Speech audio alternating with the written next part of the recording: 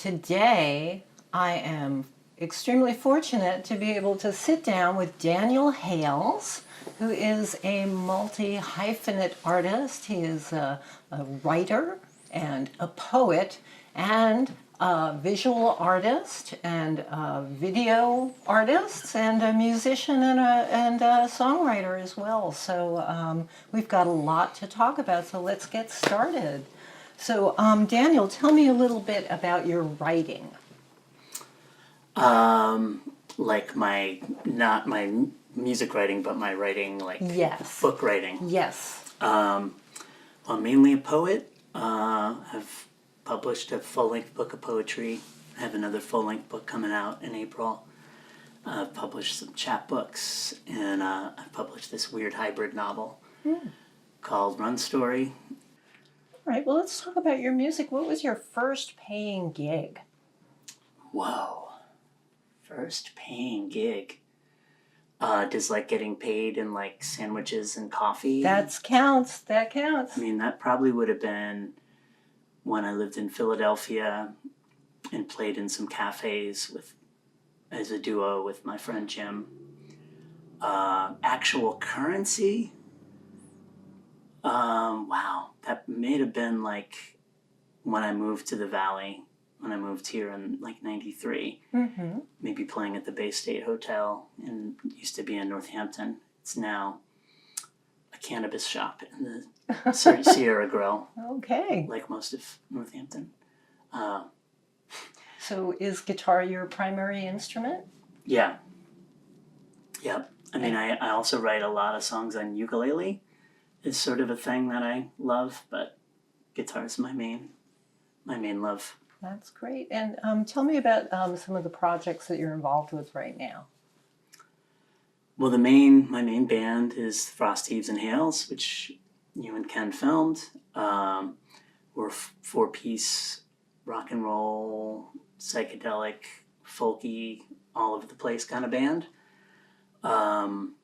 I have a side project called Umbral, which is psych drone is what I will call it. Now, I did watch some of the Umbral videos, and it seems like the video aspect of it is a very integral part of that project. Yeah. Well, we did the first Umbral album was released by this small cassette label, and we did, for the release show, we put on this we kind of went with the idea of umbral shadows, and most of the that show that you must have seen clips from is the band performing behind a screen, but our shadows projected through the screen, and then dancers that were moving and their shadows were projected, and puppets and slide projections, and yeah, it was kind of a big crazy thing. That's very interesting. And also the ambiguities in the videos for that, you wear a mask, so there's many different guises and versions of you in your work. Yeah, I almost wore that today, but I figured maybe that wouldn't be. Yeah, the ambiguities is the most performative. It's kind of hip-hop adjacent kind of stuff. I don't want to say, we're like legit hip-hop, but, attempting anyways. And yeah, so whenever I do that, I dress up, and it's all shades of gray since it's ambiguities. So it's anything from dark gray to silver to, my little Tin Man get up. So when you're writing, how do you decide, is this going to be a song? Is this going to be a poem? What makes the difference for you? It's usually when the first big rhyme drops, or you just have a line that feels like this could be repeated. This has, enough. It's a good enough line that it could come back again and again. And you're like, then it starts to skew towards a song. So it's usually fairly clear. Sometimes they switch over, but usually it's that big rhyme or that. It's like, oh, this is a chorus. I really like that about your work, the way it kind of like snatches conversational phrases in different ways, that aren't like cliche. So, do you like hear people talking, or where do you get your inspiration from? My inspiration information is from everything. Like Yeah. I tend to carry a notepad, Mm-hmm. and a lot of songs just begin as phrases that I've jotted down, things I've overheard, or just random stuff that pops into my head, or just stimuli from the world. The beginning of songs usually is happening in motion. I often write in my kayak, or I'm going on walks on my notepad. I'll stop and scribble something, and then I'll scribble another something, and then I have a verse. And then I pick at it. Interesting. So, how does living here, like in this valley, Greenfield area, how do you think that kind of influences your work? I mean, I feel, to my mind, I hear like it's a city feel. Like your work it's got the tempo and kind of like I don't know, just the of living in a city. Yeah, although Greenfield, and especially my little corner of it, I'm like right by the Rotary. I'm right by, I can be in downtown, but you also just go a little ways and you're at farms, and, gets very rural very quick. Mm-hmm. So I like being where I can get out and take in culture and see what's going on, but I also like being able to, disappear into the woods and jump in my kayak and go. So I guess I like the fact that this area has culturally a ton going on, Mm-hmm. in the literary community, the music community especially. Those are my main sources. But then there's a lot of natural beauty and a lot of inspiration I get from that too. Mm-hmm. I'd like to hear more about the recent Bandcamp release that you did. It was, I think, 10 songs, and what's it called? Double Cross My Mind. So can you tell me more about that? Yeah. So that we were talking a little bit about it earlier. Mm-hmm. That every song on that EP is, and in some way references or has some connective tissue to Orson Welles.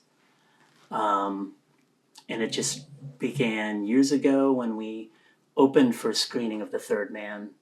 Oh. There's a place we play a lot of gigs in Shelburne Falls called Pothole Pictures, where they have a band play and then they have a movie. And anytime we do it, if it's a movie we like or we know, we'll try to figure out songs from the soundtrack as part of our set. And for that one, we could not figure out Anton Karas' zither music, so I wrote a song about Harry Lime because I love the movie and the radio show Lives of Harry Lime. And then that was just kind of an oddball in our repertoire, like, what does this connect to? Mm-hmm. And then I wrote the song Rosebud, which is the most famous line from Citizen Kane. Yeah. And I'm like, oh, now I have two. Mm-hmm. So then I sort of worked, once I have that sort of, I've got two now, then I start to try to write towards that theme and came up with a few more.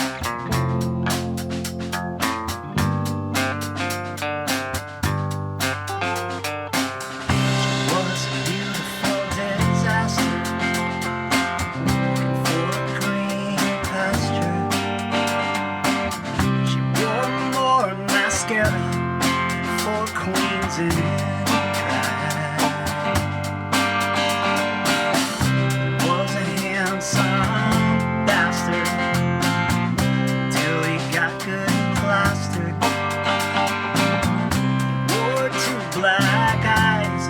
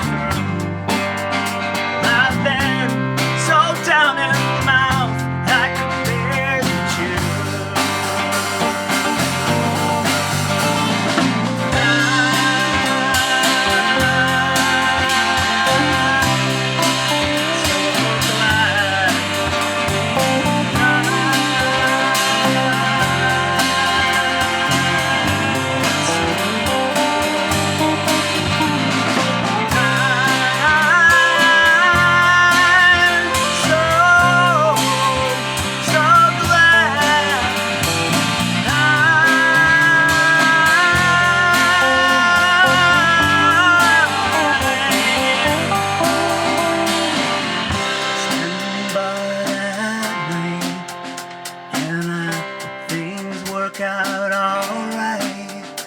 But I'm so tired of hoping to.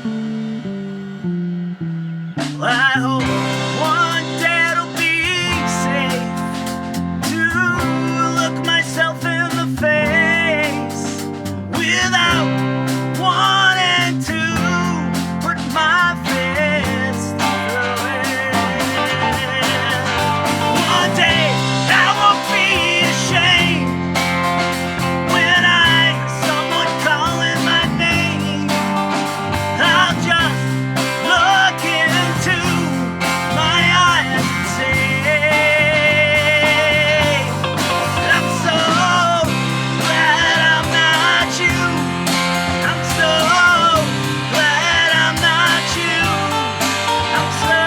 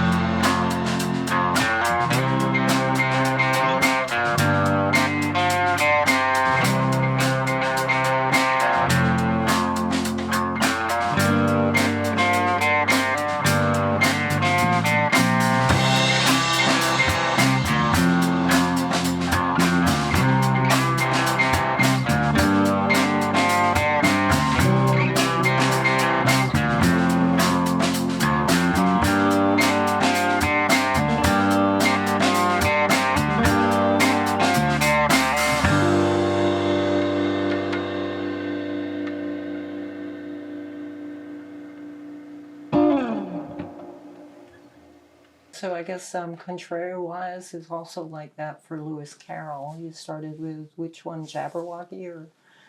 Well, yeah, that's different in this. That's different in the sense I have them here just in Yeah. case I needed visual references. That's good. Yeah, product placement. So yeah, this is mostly his words Mm-hmm. put to music. The poems from Alice in Wonderland and Through the Looking Glass, and then there are a couple that I wrote that are originals, but they're themed around Lewis Carroll themes. Mm-hmm. And we did this for a stage production of Alice in Wonderland, where the director had approached me about writing a song that could be used in the play. Mm-hmm. And when I went to meet her, I had written two, because I was like, oh, this is fun, but this one would be fun too. Mm-hmm. And then she's like, do more. And I just really, really fell in love with the poems. And yeah, most of the poems in those books we adapted into songs.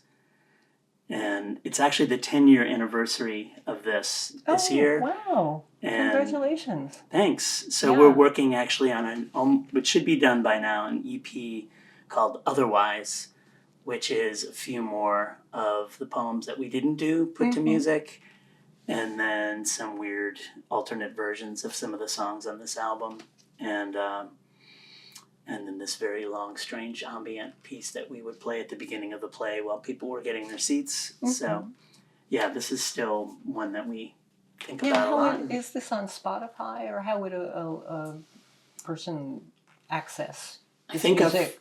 I think our first three albums are on Spotify, and then I've dropped the ball since then. And subsequent things, I think you can only get on Bandcamp. All of it you can get on Bandcamp. Okay, but through your website, people can find your music, because I think they Yeah. would be very surprised by how well orchestrated and produced the music is. It's very layered and textured, and I love the Thanks. harmonies. So I think, yeah. Thank you. Yeah.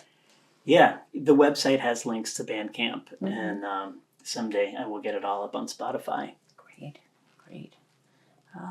even though I don't like them. Why don't you like Spotify? It doesn't compensate artists fairly, and I like physical objects, even clunky old things like these. I like them. It's still the main way I consume music is LPs and cassettes and Well, CDs. it gives you a little space to decorate because, apparently this is your work that we're sitting in front of, I imagine. Yeah. Yep. Can you tell me a little bit about what you do here? Well, collage is sort of like one of my little therapeutic things that I do to like do something with my excess sort of creative urges and my impulse for gathering trash, accumulating trash and trying to make it into something. All right. It's something I do a lot, and I guess it's kind of similar to my songwriting process in the sense that it's about gathering scraps and then trying to make something out of scraps. Interesting. And you are also inspired by the natural world because you've got quite a few songs about animals and birds and Yeah, I love birds. We've got someday, somehow, we're going to get out a double album of bird songs, all songs about birds. Songs about birds, but not actual bird songs like bird calls. Right, although we incorporate the bird calls You do? into a lot of them. Oh, great. Yeah. That's very interesting. That was another one where it was like, once I wrote the second one, I'm like, oh, now I have a theme. And then I just kept writing more and more because there's so many cool birds in the world. Yeah, I love the swan song. I really do. That's a Thanks. great one. Thank you. So tell me about some of the other people that you work with in your bands. How do you... Yeah, well, the Frosties, my main man is James Lowe. Mm-hmm. We've been playing together for about 14 years. He joined, about 14, almost 15 years ago.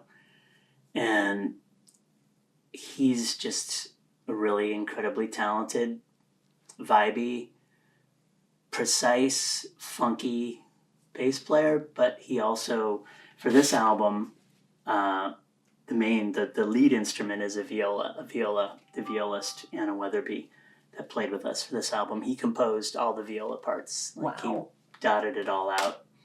So I'm the songwriter and the lyricist, but James often contributes arrangements for other instruments. Interesting. So is he a Sometimes trained horns. musician as well?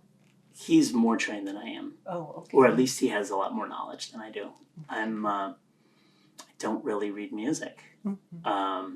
He's the one that tells me what key the song I wrote is in. Well, obviously it's not necessary for songwriting to be able to read music, so that's fine.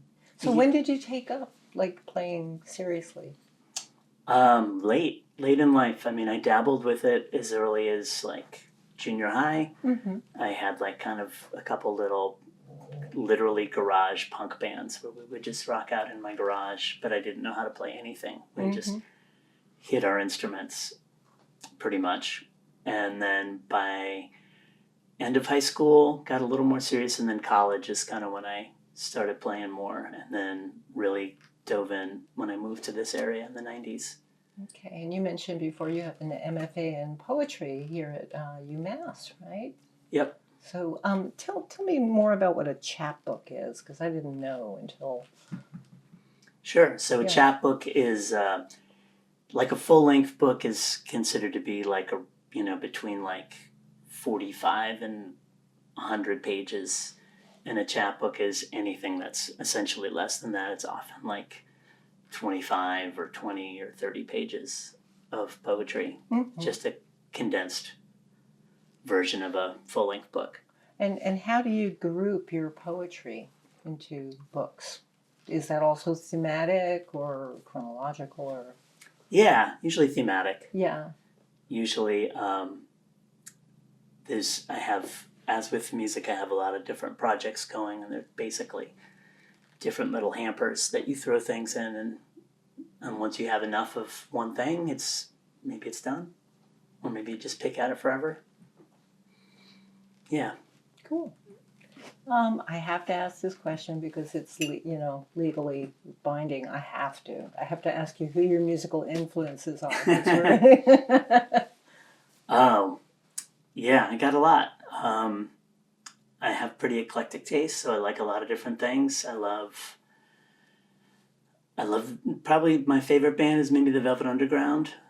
oh, Lou Reed in that period was really on fire as a songwriter, and love Tom Waits as a songwriter, Neil Young, Leonard Cohen, Bob Dylan, Joni Mitchell. REM was really hugely important to me growing up, and yeah, I could probably do the entire thing just talking about bands I love, but in okay, terms of like songwriters that have influenced me, those are some of the core ones. great. I could fanboy for as long as you'd like, but Well, no, that was good. That was a good list of very influential artists.